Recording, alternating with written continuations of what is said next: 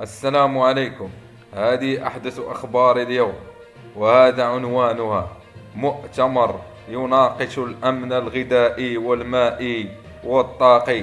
المرجو الإعجاب بالفيديو والاشتراك بالقناة ليصلكم كل جديد. يوم الخميس 26 يناير 2023 يهدف إلى توفير بديل وحلول مبتكرة لتحقيق أمن المياه والغذاء والطاقة. نهج متكامل وتشاركي ومتكامل بين سياسات المياه والزراعة والطاقة، يعتمد على التقنيات الجديدة ومصادر الطاقة البديلة والمتجددة في الترابط. في إطار المؤتمر الدولي الري المحلي في عصر الابتكار التكنولوجي والتحول الرقمي، المنعقد في مدينة داخلة برعاية الملك محمد السادس، انطلقت فعاليات مؤتمر الخبير العلاقة.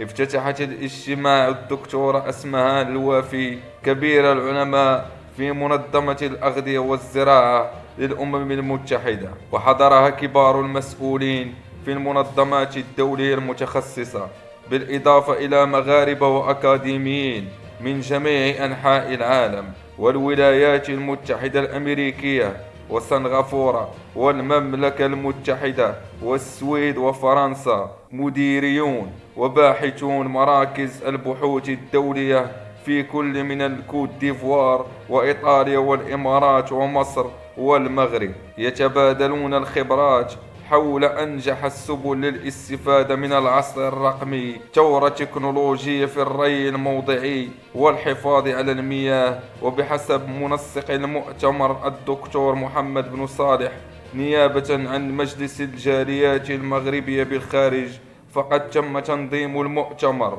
للاستفادة من إمكانيات المغاربة والخبراء الباحثين والمتخصصين في الحلول البديلة والمبتكرة للمياه والغذاء والصناعات الغذائية. سلامة الطاقة بإصدار إعلان الداخلة، حيث أعرب المشاركون في تقديرهم الكبير لاهتمام الأسرة المالكة بالمياه والغذاء وأمن الطاقة والنظم البيئية، معرين عن ذلك الاستعداد للاستثمار في العلوم والمساهمة من الناحية الفنية في مواجهة التحديات المتعلقة بتغير المناخ ونظرة المياه والأمن والغذاء والطاقة وأهداف التنمية المستدامة. سيناقش المشاركون في هذا المؤتمر الدولي سلسلة من المحاور، بما في ذلك عرض التجارب الناجحة لترابط الأمن المائي والطاقة والغذاء على المستوى الدولي، وكذلك آليات دمج هذه العناصر في السياسة العامة. دور التكنولوجيا في الأمن المائي.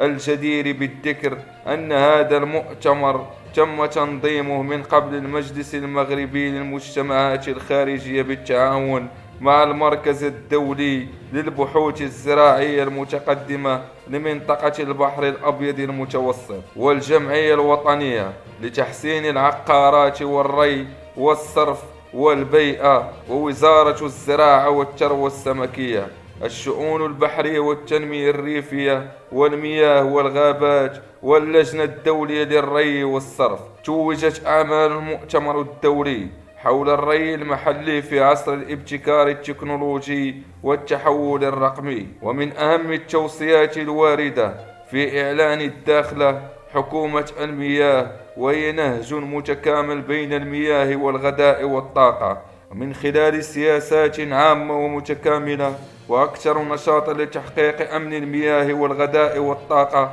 وحماية النظام البيئي، واتخاذ سياسات عامة طموحة باستخدام التكنولوجيا والابتكارات الرقمية في مجال ترشيد المياه لا سيما في الزراعة، وخلق مناقشات علمية والتخطيط لخبراء المغاربة والدوليين في مجال المياه والغذاء والطاقة، بما في ذلك الخبراء والقدرات المغربية في هذه المجالات وفضاء الفكر الجماعي.